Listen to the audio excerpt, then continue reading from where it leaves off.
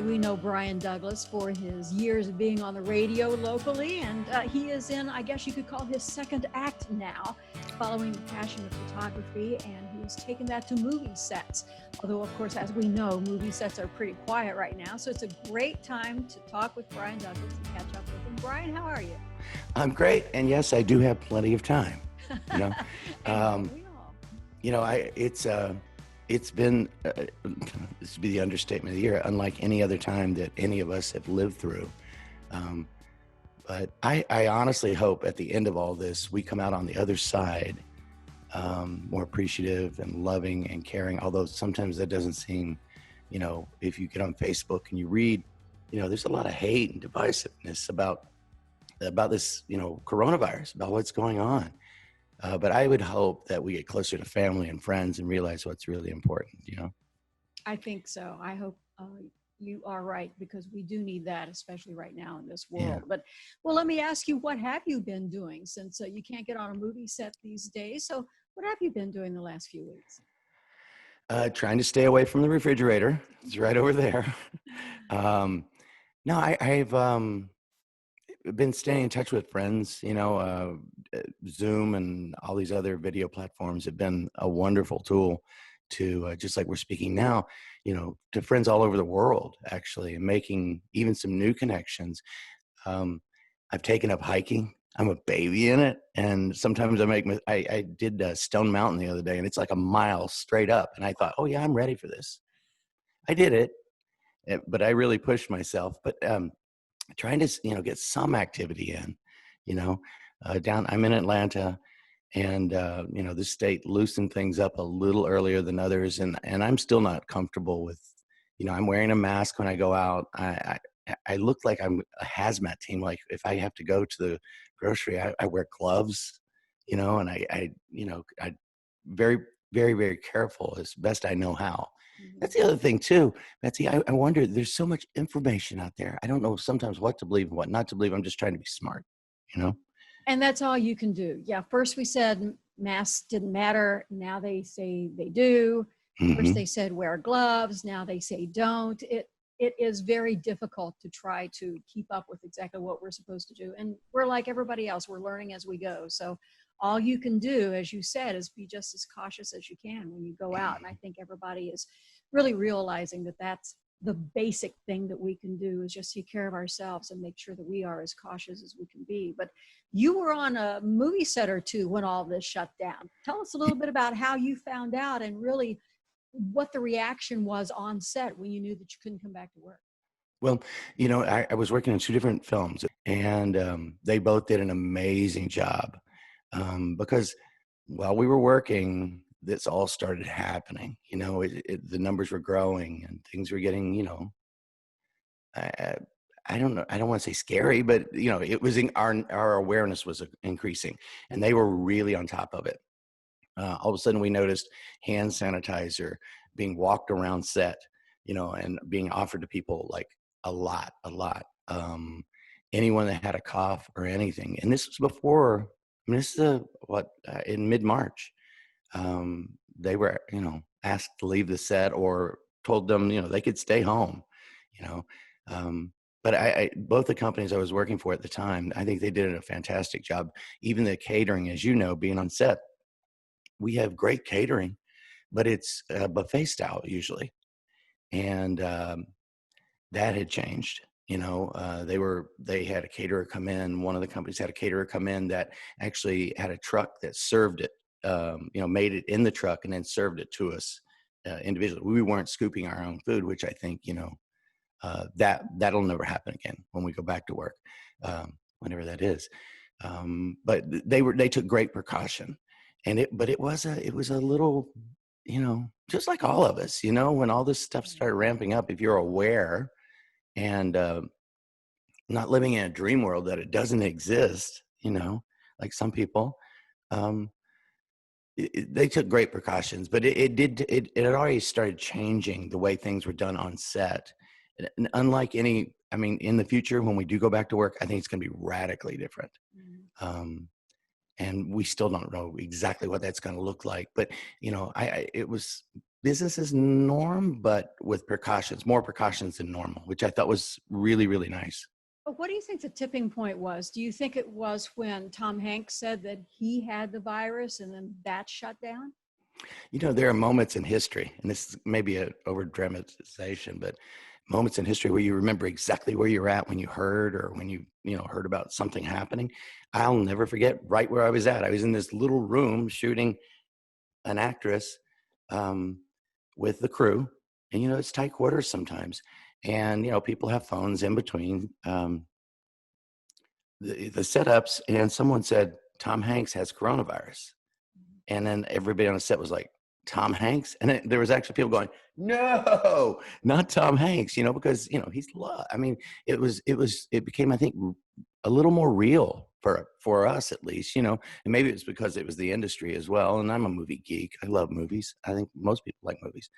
But yeah, that was big. It was kind of like we all were in a little bit more of a buzz about it at that point. I know that we all are kind of waiting to see what the next step is going to be to open up the movie productions. But before we get to that, let's talk a little bit about, as I mentioned, your second career in photography and really how you got started in that. Because I've been looking at your Instagram and you have been putting up some amazing concert photos that you've been taking. I mean, they are incredible. They are so artistic, so well lit, so well framed. Tell us a little bit about how you got into this part of the business, the photography end of the business. Okay. First off, thank you for checking out my work and for the kind words. I really do appreciate that, Betsy. When I was working at Q102, well, I had a camera in my hand as long as I can remember. I mean, film camera when I was tiny. There are photographs of me I've always been fascinated with photography and capturing kind of the way I see things. And do I take great photos all the time? Have I had my share of really good ones? Yeah. It's a passion. It's something I enjoyed. But when I was working at Q102, which I'm so thankful for, and had such an amazing run there with some great people in my hometown, which I dearly miss. Cincinnati is just such a great place. But anyway, I was there for 28 years at Q, and over those years, I started getting a little more serious, probably about 10 years before I left. 10 or 12 years, I got a lot more serious about photography and investing more, because, I mean, anybody can take a great photo. Everybody's a photographer. They've got an iPhone. Everybody's snapping all the time. And that's great. I think that's really good. But to get to the level where I'm at or headed, you have to invest in education and equipment and your time, because that's the way you get better. Anyway, I started going to concerts at Riverbend and Bogarts and everywhere else, and shooting for the radio station. And then I started shooting for bands, and I started shooting for management firms and festivals and things like that. It married two of my biggest passions, music and photography. And so there came a time when I thought, you know what? My youngest went away to college, and she works in the industry now too. She's in LA and is a stylist, wardrobe. Wow. But when she moved away, I'm like, you know what? I just want to do something different. And I honestly remember doing interviews with different people, and they're like, because we were number one and we were having a great run, and I'm at my dream job, honestly, my favorite radio station in my hometown. And they like, everybody off mic asked me, are you out of your mind? Are you crazy? Because I had a really good job. I had a great job. But it was just, I just wanted to do something different. And if I fell on my face, I fell on my face. But I'm an optimistic person, and thankfully it's worked out really well. I'm 40 plus projects into this now, and before all this hit, I had an exciting summer lined up. But you know what? That's not the most important thing right now. But I'm very thankful, and it's just morphed from the music thing, which I miss shooting music now. I don't get, and who knows when concerts are coming back. Right. I noticed the other day where bands are doing drive-in tours now. Like literally they're going to drive-ins and tickets are crazy expensive, but they're setting up stages and drive-ins, and you sit in your car to witness concerts. I don't think that's the future, but I think it's the now, you know. Um, but I miss shooting music, and I've been fortunate to work on a couple of movies that featured music, like Miles Ahead, Mhm. with Don Cheadle, who is, a genius actor, but an even better human being. And that was fun. But I'm sorry, I'm rambling on you, but what happened was with the pandemic, and I'm sitting around the house and I've got like 27 hard drives, with all my movie and music images. So I thought, what, now is the time to organize everything even more. And so I came across some of the music images, and honestly, I started re-editing some things, as like things you do 10 years ago. You look back today and you go, ooh, I could have done that better. And the great thing about photography is you can go back in and re-edit things. You've learned new processes and things. So I started reorganizing, and then I started reliving. It was almost therapeutic for me, reliving those concert nights at River Bend. And I can remember exactly where I was at and who I was shooting next to and the crowd and the weather. And so I started just posting some of those, and then people seemed to react to it. And it was, honestly, it was therapy for me. I posted for about a month, pictures of different concerts. And I don't know, again, it was therapeutic. And that led, you know, um, to where I'm at today. I didn't really have a movie portfolio to say. I had to use those kind of images and some of the other images I'd taken, but to get my break, that opened the door for me for sure. And you've shot several movies here in Cincinnati, as you Mm. mentioned. You're down in Atlanta now, and Georgia is so active in the movie production business. And as you look ahead, it looks as if Georgia will be coming online pretty soon. Tyler Perry's studio is down there. He's already put together kind of a playbook as to what their procedures are going to be. How comfortable personally are you to get back onto that set? Well, I am excited and anxious, and I want to do it, but I want to do it when it's safe. You know, as you know, you've been on many movie sets, Betsy. It's close quarters a lot of times. Other times it's a huge field. You're outdoors, but sometimes you're working in a bedroom with minimally 6, 7 people in the room, aside from the talent, aside from the actors, and six, social distancing. There's a lot of different people with a lot of different theories out there right now, or ideas. And what I can say, like, I'm a member of all the people that touch cameras are in a union called Local 600. I, our union and all the other unions that are involved in making movies have been working tirelessly to come up with protocol, to come up, like, they've hired epidemiologists and things just to make sure we get back to work safe, because no one wants to start this up. And it's common. No one wants to start something up and have to shut it back down. And unfortunately, I think, our industry is going to be one of the latest to come back online. Tyler Perry his studios here. I've never worked for Tyler Perry. I've worked at those studios. He has a studio complex down here that will rival anything in Hollywood. I mean, he has 12 huge sound stages. He has a 3/4 replica of the White House on the grounds. I mean, it's amazing what he has down here. And it's built on Fort McPherson, which was a army base from the Civil War days. He bought 300 acres, and he's got housing there. And so he has come up with a plan. And I'm not going to pretend that I know it all, but they're quarantining people, I believe, mid-June, and then starting to film early July. I think July 6th is when they go back, but he films an entire season of his series. He's very successful. He films in a very short amount of time, but now that's going to change, because things on set, from what everybody thinks at least, are going to go a lot slower. In other words, you're not going to have, as you've seen on movie sets, at the end of a take, when they go cut, there are a huge team of people that rush in, everything from the vanities, hair and makeup people that do touch-ups. If a hair is out of place, or they touch up the makeup. And, honestly, maybe 20 people will walk into a room, at least 20, or at times 20, when they say cut. And some of the early models are saying that's not going to happen. There's even people saying that they just want they want one camera person, one person. They want like 3 people in the room at any one given time, and we'll have different. Who knows? It's going to be probably really odd and strange when we go back because it'll be quite different. But again, safety is paramount. I mean, it has to be. But all that to say is that Tyler Perry is going to be one of the first to go back out there in a big way. He films things that normally take months and weeks. Some of the movies I've heard, like the Medea movies, take like 5 days to shoot. Wow.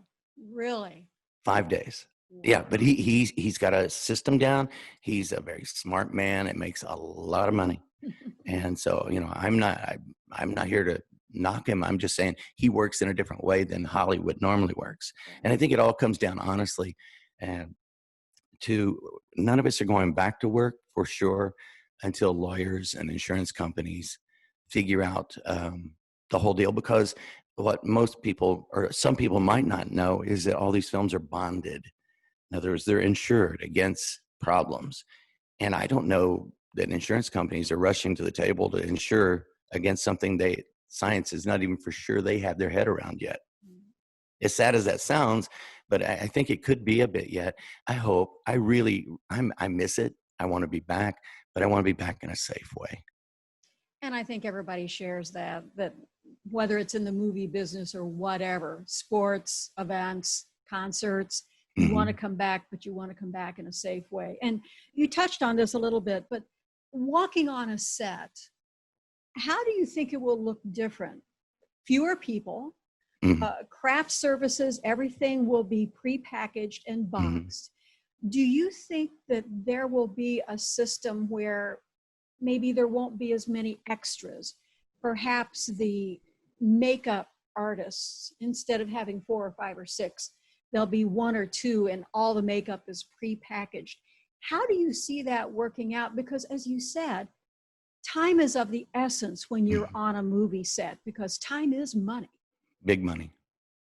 Yeah, I feel for everybody, and it may affect my job as well, but like the extras, and I have, like in Cincinnati, I feel like I know a lot of the extras, and I still come back when I can, when there's a film that makes sense for me to come back to Cincinnati. I love working there because it's home, but I feel like I know a lot of the extras. They're like friends. I'm friends with them on Facebook, and I think everything I'm reading. And I try not to read every single thing because you drive yourself nuts. Sure. But is that there are going to be a lot fewer extras on set?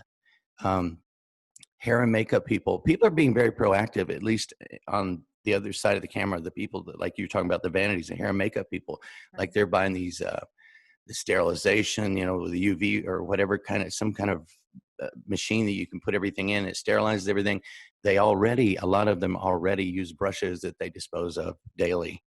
But people are trying to figure out, before the unions even tell us, before the people that pay our paychecks, before the studios tell us what we have to do, what they can do.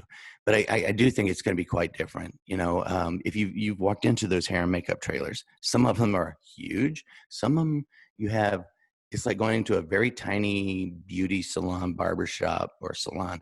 The chairs, small little, and there's some cupboards, and they work in very close quarters before the actors even get to set. And then even the bigger question, or one of the biggest questions, is the talent. Like, we can all wear masks. You can't as an actor, unless you're doing a movie about the pandemic, I guess. Right. Intimacy scenes, those aren't going to happen. I don't, I think movies are going to look a lot, and television too. I mean, this applies to both ends of it. Things are going to look a lot different. I just, I don't know. Like I said, I really miss it. And I start to wonder too. Now, there's a lot of stuff in the can, but I don't think obviously none of the fall season television stuff has been shot, unless it's stuff that they weren't going to air. And now they're going to pull out of the vault. There are movies. There are plenty of movies, I think, to last us for a while. But, some of the biggest releases, Betsy, like Mulan and I don't know, the Bond movie. And there were so many movies that have either been pushed to November or till next year even. And they've been done for quite some time because you can't roll those out like online. you know, that is such a huge investment, you know, hundreds of millions of dollars. Mhm. So I don't know, and I miss going to the theater. I love going to the movie theater. Yes. I'm Yes. someone that works in the industry, and you know, some people are like, ah, you know, you'll get jaded. No, I still love going, that communal, that huge experience. Even, you know, I have a big screen, but it's like, I don't know. All this, I'm rambling, I know, but I'm anxious to get back, you know, and to start being on the creative tip again, and being, you know, around because you know what, it's a family. You have many, many friends in the industry. Mhm. We come together like this little circus and work for a month, a few months, however long, and then we disperse again all over the world, and you come together now and then. But when you see a familiar face, it's like one of your best friends you haven't seen in a while. So I miss that. That's why, you know, the video thing, like seeing you and seeing others, has been really nice, you know, to stay in touch at least. If I didn't answer your question, I'm really sorry. Oh, I think you I'm did trying. somewhere in there. I think you did. But Yeah. no, you're right. There is something about the movie experience, and Yes. studios can stream all they want, and that's really what their day-to-day experience is now. That's the only option that they have. But when you go see a Top Gun, when you go see a Wonder Woman, when you Hmm. go see those big tentpole productions, you want to see them in the theater. You want to see the big screen. You want to feel your seat rattle when, you know, the jet goes by. You want that. And so I think that that experience will never go away.